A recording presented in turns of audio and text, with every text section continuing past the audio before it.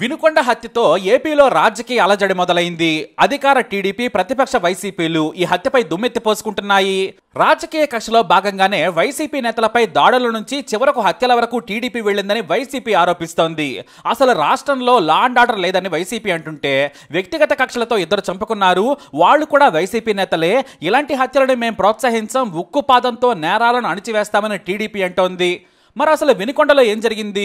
ఎందుకు ప్రధాన పార్టీలు దీనిపై రాజకీయ దుమారం రేపుతున్నాయనేది చూద్దాం. పల్నాడులో తొలి ఏకాదశి, ఇటు మొహరంల కారణంగా పోలీసులు ముందస్తు బందోబస్తు చర్యలు మొదలుపెట్టారు. పల్నాడులో రామలింగేశ్వర స్వామి ఆలయానికి భక్తులు వేలల్లో వచ్చారు. పల్నాడు ఎస్పీ స్వయంగా భద్రతను పర్యవేక్షించారు. ముందే పాత నేరగాళ్లను హెచ్చరించారు కూడా.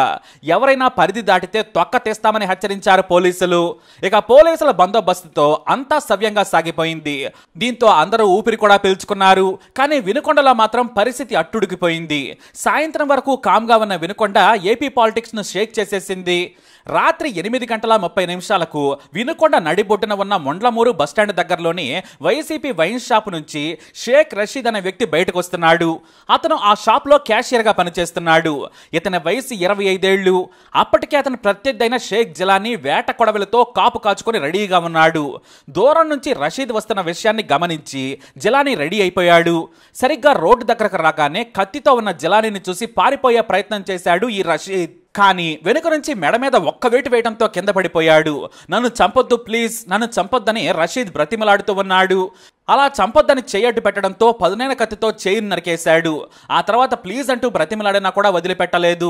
2 చేతులను నరికేసి ఆ తర్వాత విచక్షణారహితంగా కాళ్ళు చేతుల మీద నరుగుతూనే వెళ్ళాడు. నన్ను వదిలిపెట్టమని బాధితుడు బతిమలాడినా కూడా వదలలేదు. చుట్టూ 100 మంది పోగయ్యారు. కొంతమంది చంపకని అరుస్తున్నా కూడా జిలానీ పట్టించుకోలేదు. ఇంకొంతమంది ఏమో దగ్గరికి వెళ్లాలనుకున్న హంతకుడి చేతిలోని పదునైన కత్తిని చూసి భయపడిపోయారు. ఉన్మాదిలా ప్రవర్తిస్తూ ఉండడంతో వారు వెనక్కి తగ్గారు. చాలా మంది చంపకని అరుస్తున్నా కూడా పట్టించుకోలేదు. చివరకు విచక్షణారహితంగా తల మెడపై నరకడంతో కుప్పకూలిపోయాడు. ఆ తర్వాత అతను అక్కడి నుంచి వెళ్లిపోవడంతో స్థానికులు దగ్గరలోని ప్రైవేట్ హాస్పిటల్లో జాయిన్ చేశారు. కానీ తీవ్ర రక్తస్రావంతో పాటు కత్తి మెడ మీద బలంగా లోతుగా తాగడంతో చికిత్స మొదలు పెట్టగానే చనిపోయాడు. ఈ హత్య తాలూకు వీడియోలు క్షణాల్లో తెలుగు రాష్ట్రాల్లో వైరల్గా మారాయి. అయితే దగ్గరలోనే ఉన్న పోలీసులు పరిగెత్తుకొచ్చి నిందితుడిని పట్టేసుకున్నారు. ఇక అక్కడ నుంచి రేగింది కాక. ఇది రాజకీయ హత్య అని వైసీపీ వెంటనే ఆరోపించింది. అంతేకాదు మాజీ మంత్రి అంబటి రాంబాబు ఓ అడుగు ముందుకేసి మల్లికా కార్గార్ ఎస్పీగా ఉంటే ఈ హత్య జరిగి ఉండేది కాదని ఆరోపించారు. మరోవైపేమో ఎస్పీ శ్రీనివాసరావు ఇది రాజకీయ హత్య కాదని ప్రకటించారు. వ్యక్తిగత కక్షల వల్లే ఈ హత్య జరిగిందని ఎస్పీ చెప్పారు. అంతేకాదు ముందు జాగ్రత్తగా 144 సెక్షన్ కూడా విధించారు. అలాగే భద్రతా సమస్యలు తలెత్తకుండా సహకరించాలని ఎస్పీ కోరారు. ఇంతకీ హంతకుడు జిలానీ, మృతుడు రషీద్ ఎవరంటే భిన్నమైన బ్రహ్మనాయుడు ఆరోపించారు. అంతేకాదు హంతకుడు టీడీపీ నేతలతో దిగిన ఫోటోలను కూడా మీడియాకు చూపించారు. పోలీసులు చూస్తూ ఈ హత్యను ప్రోత్సహించారు. జిలానీ నరుకుతుంటే 20 మంది వరకు ప్రజలను రాకుండా అడ్డుకున్నారు. మా కార్యకర్తను దగ్గరుండి చంపించారని ఆరోపించారు బ్రహ్మనాయుడు. హంతకుడు జిలానీ ఎవరో కాదు, పట్టణ తెలుగు యువత నాయకుడు ఎస్కే జానీ తమ్ముడని ఆరోపించారు. ఇది పక్కాగా టీడీపీ నేతలు చేయించిన హత్య అని అన్నారు. దీని వెనుక చాలా మంది ఉన్నారు. పోలీసులు అరెస్టు చేయాలని, హంతకులను హత్య చేయించిన వారిని అరెస్టు చేయాలని డిమాండ్ చేశారు. మరోవైపు వైసీపీ అధినేత జగన్ వినుకొండకు వచ్చి మృతి చెందిన వైసీపీ కార్యకర్త రషీద్ కుటుంబాన్ని పరామర్శిస్తానని ప్రకటించడంతో ఒక్కసారిగా రాజకీయం వేడెక్కిపోయింది. రాష్ట్రంలో రెడ్ బుక్ రాజకీయం నడుస్తోందని ఆరోపించారు వైసీపీ నేతలు. మరోవైపు వైసీపీ నేతలు ఏపీలో హత్యలు, లా అండ్ ఆర్డర్ సరిగా లేదని ఏకంగా రాష్ట్రపతి దృష్టికి తీసుకెళ్లారు. ఇక వైసీపీ అధినేత వైఎస్ జగన్ హోంమంత్రి అమిత్ షాకు, ప్రధాని మోడీకి ఫిర్యాదు చేశారు.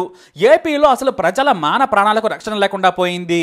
ముఖ్యమంత్రిగా చంద్రబాబు నాయుడు వచ్చిన దగ్గర నుంచి యథేచ్ఛగా దాడులు, హత్యలు జరుగుతున్నాయి. వైసీపీ నేతలు కార్యకర్తలను చంపుతున్నా కూడా పట్టించుకోవడం లేదు. వినుకొండలో నడి రోడ్డుపై జరిగిన హత్య సిగ్గుచేటని, రాజకీయ హత్యలకు ఇది పరాకాష్ట అని జగన్ ఫైర్ అయ్యారు. అంతేకాదు ఏపీలో శాంతి భద్రతలు లేవు, కక్ష కట్టి వైసీపీ కార్యకర్తలు, నేతలపై దాడులు చేస్తున్నారని ప్రధాని నరేంద్ర మోడీ, కేంద్ర హోంమంత్రి అమిత్ షాకు సోషల్ మీడియా ద్వారా ఫిర్యాదు చేశారు జగన్. రెడ్ బుక్ రాజ్యాంగాన్ని అమలు చేస్తూ పోలీసు యంత్రాంగాన్ని నిర్వీర్యం చేశారని కూడా ఆరోపిస్తున్నారు జగన్. కేంద్రం దృష్టికి అలాగే రాష్ట్రపతి దృష్టికి తీసుకెళ్లిన జగన్ ఈ హత్యను రాజకీయ హత్యగా జగన్ ఆరోపించడంతో టీడీపీ నేతలు ఫైర్ అవుతున్నారు. అయితే వైసీపీ కార్యకర్తలకు మనోధైర్యాన్ని ఇచ్చేందుకు వైఎస్ జగన్ ఇప్పుడు వినుకొండ రావడంతో పరిస్థితి ఉద్రిక్తంగా మారింది. మృతుడు రషీద్ కుటుంబాన్ని పరామర్శించి నాయకులకు ధైర్యం చెప్పనున్నారు. అయితే కేంద్రం దృష్టికి ఈ హత్యలను తీసుకెళ్లి రాష్ట్రపతి మోడీ, అమిత్ షాలకు జగన్ ఫిర్యాదు చేయడంపై టీడీపీ నేత, మంత్రి లోకేష్ ఫైర్ అయ్యారు. ఇద్దరు స్నేహితులు వ్యక్తిగత కక్షలతో చేసుకున్న హత్యకు రాజకీయ రంగు పొలవడం దారుణమని వ్యాఖ్యానించారు. గతంలో హంతకుడు జలాని, హతుడు రషీద్లు వైఎస్ఆర్ కాంగ్రెస్ లో పనిచేశారు. వైఎస్ కు దగ్గర వ్యక్తి అయిన వైసీపీ నేత పిఎస్ ఖాన్ కు ప్రధాన అనుచరుడు. ఇతను వినుకొండ రౌడీగా చలామణి అవుతున్నాడని ఫైర్ అయ్యారు లోకేష్. ఇద్దరు వైసీపీ కార్యకర్తలే. ఈ పిఎస్ ఖాన్ అనే వ్యక్తి జగన్ రెడ్డికి ప్రధాన అనుచరుడని టీడీపీ ఆరోపించింది. అంతేకాదు, గతంలో ఎన్నికలకు ముందు జలానీ ఇంటి మీదకు రషీద్ వెళ్లి అతని బైక్ నిప్పంటించాడు. ఇప్పుడు జలానీ కోపంతో రషీద్ ను చంపాడని టీడీపీ నేతలు అంటున్నారు. ఇది పార్టీలకు సంబంధం లేని హత్య, వ్యక్తిగత కక్షలతో చంపుకున్నారు. తప్పు ఎవరు చేసినా తప్పే. ఇలాంటి హత్యలను మేము క్షమించాం. 5 ఏళ్లు వైసీపీ విచ్చలవిడిగా రెచ్చిపోయింది. ఈ వైసీపీ సైకోలు రాష్ట్రాన్ని నాశనం చేశారని ఆరోపించింది టీడీపీ. ఏ హత్య జరిగినా కూడా టీడీపీ మీద ఆరోపించడం వైసీపీకి కామన్ అయిపోయింది. ఉదయం 3 గంటలకు ఫోన్ చేసి బాబాయిని లేపించేసి చంద్రబాబు చంపాడని పేపర్లో వేసిన చరిత్ర జగన్ది. మీరా మాకు నీతులు చెప్పేదంటున్నారు లోకేష్. ఫేక్ ప్రచారాలతో అబద్ధపు పునాదులపై వైఎస్ జగన్ మళ్లీ నిలబడాలని చూస్తున్నారు. శవాలతో రాజకీయాలు చేసే మీ విష సంస్కృతికి మొన్న ప్రజలు ఇచ్చిన తీర్పుతో కూడా మీరు అర్థం చేసుకోకుంటే ఎలా? ప్రజల రక్షణకు కట్టుబడి ఉన్నామని మంత్రి లోకేష్ చెప్పారు. మీ హెచ్చరికలకు కాదు. బెంగళూరు యలహంక ప్యాలెస్ లో కూర్చొని ఇక్కడ కుట్రలు అమలు చేయాలంటే కుదరదు.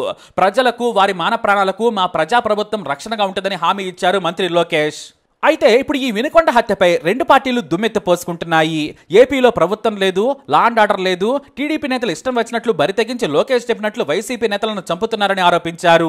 మాజీ సీఎం వైఎస్ జగన్ వినుకొండకు వస్తూ ఉండడంతో టీడీపీ కూడా ధీటుగానే కౌంటర్ ఇచ్చేందుకు సిద్ధమైంది.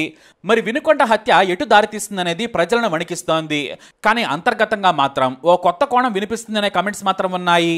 5 ఏళ్లు ఏపీలో వైసీపీ దాడులకు, దోపిడీలకు గురైన వారు ఇప్పుడు టీడీపీ అధికారంలోకి రావడంతో కక్ష తీర్చుకుంటున్నారు. 5 ఏళ్లు వైసీపీ పాలనలో భయంతో బతికిన వారంతా ఇలా ఎదురు తిరిగి దాడులు చేస్తున్నారనే కామెంట్స్ కూడా వినిపిస్తున్నాయి. నాడు ప్రభుత్వం అండ చూసుకుని వైసీపీ నేతలు, కార్యకర్తలు రెచ్చిపోయారు. ఇప్పుడు ఇవన్నీ కూడా ఆ 5 ఏళ్ల తాలూకు ప్రతి దాడులనే కామెంట్స్ వినిపిస్తున్నాయి. విసికి వేసారిన వారంతా టీడీపీ అండ చూసుకుని ఇలా తెగుస్తున్నారని కొంతమంది జనం చెప్పుకుంటున్నారట. ఇది రాజకీయ హత్య కాదని పైకి చెబుతున్నా కూడా గతంలో జరిగిన వాటికి ఇవి ప్రతిదాడులే అనే కమెంట్స్ వినిపిస్తున్నాయి.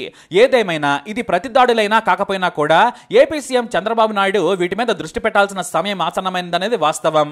ఎందుకంటే ఓవైపున ఏపీకి పెట్టుబడుల కోసం ప్రయత్నిస్తున్న బాబుకు హింసాత్మక వార్తలు, రాజకీయ అలజడులు ఇబ్బందికరమే.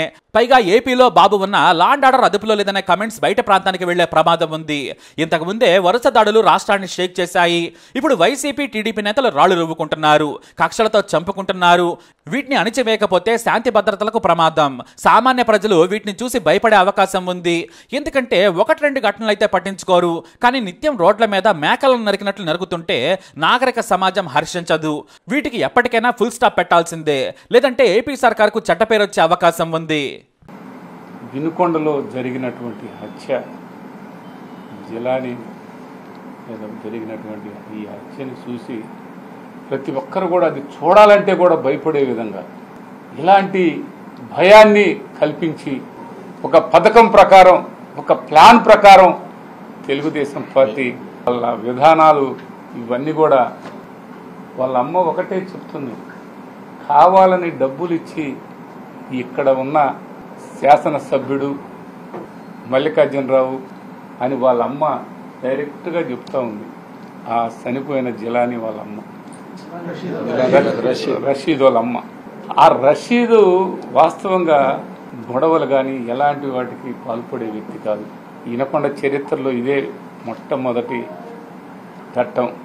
మన తెలుగుదేశం పార్టీ వాళ్ళు వాళ్ళ పాలనలో వాళ్ళు చేస్తున్నటువంటి దుర్మార్గపు పాలన ఒక్క నెల రోజుల్లోనే ఇంత అన్యాయానికి, అరాచకాలకి పరాకాష్ట. ఇది పూర్తిగా మేము ఖండిస్తున్నాం. రేపు 10:30-11 మన పార్టీ అధినేత జగన్మోహన్ రెడ్డి గారు వినుకొండ పట్టణానికి రావటం జరుగుతూ ఉంది. ఆ కుటుంబాన్ని ఓదార్చడానికి ఆయన కూడా శలించిపోయి ఇంత దారుణం, ఇంత దుర్మార్గం చూస్తుంటేనే ఈ రాష్ట్రంలోనే ఇది ఒక కొత్త సాంప్రదాయాన్ని అక్కడే పోలీసులుండి అక్కడే ప్రజలంతా చూస్తూ ఉండగా జనాలు తొలి ఏకాదశి పండగ విపరీతంగా ఉన్నారు. ఒక పక్క ప్రభలు ఇంత స్వచ్ఛందంగా నడి రోడ్డు మీద ఈ దారుణం జరిగిందంటే సినిమాలలో కూడా ఇలా చూపించాల, అట్లా జరిగింది. దీన్ని ఆ కుటుంబాన్ని ఓదార్చడానికి జగన్మోహన్ రెడ్డి గారు రేపు వినుకొండ పట్టణానికి రానున్నారని, వారి ఆ కుటుంబాన్ని ఓదార్చి కార్యక్రమంలో భాగంగా రేపు ఇక్కడికి వస్తారని అందరు కార్యకర్తలకి ఈ సందర్భంగా తెలియపరచడం అయిందని అన్ని విధాల సహనంతో ఉన్నాం. ఈరోజు 8:30 సమయంలో వినుకొండ టౌన్లో జిలాని అనే వ్యక్తి తనకి రషీద్ అనే వ్యక్తికి ఉన్నటువంటి వ్యక్తిగత కక్షల వల్ల రషీద్ అనే వ్యక్తిని నరికి చంపడం జరిగింది. ఇటువంటి చర్యలు ఏమైనా కూడా ఎక్కడైనా ఏదైనా రిపీట్ అయితే చట్టపరంగా చాలా కఠినమైనటువంటి చర్యలు తీసుకోవడం జరుగుతుంది. ఎవరైనా వీటిని ఎక్కడైనా ప్రోత్సహించినా కూడా వాళ్ళు కూడా చట్టపరంగా తీసుకునే చర్యలకి బాధ్యులవుతారు. రేపు పట్టణంలో కూడా ప్రజలందరికీ కూడా ఈ విషయాన్ని తెలియజేస్తున్నాము. అందరూ సంయమనం పాటించాలి. ఎటువంటి నేర చరిత్ర ఇకపై కనబడినా కూడా అది ఉపేక్షించడం అనేది ఉపేక్షించడం జరగదు. దీన్ని గమనించమని పోలీస్ నుంచి ఒక హెచ్చరిక అయితే ఖచ్చితంగా చేస్తున్నాము. దీన్ని ఖచ్చితంగా గమనించాల్సిన అవసరం కూడా అందరికీ ఉందని కూడా తెలియజేస్తున్నాం. 144 సెక్షన్ కూడా అది అమల్లోకి తీసుకుంటున్నాం. అక్కడ ఎవరు ఎటువంటి శాంతి భద్రతల విఘాతం కలిగించినా కూడా కఠినమైనటువంటి చర్యలు తీసుకుంటాం.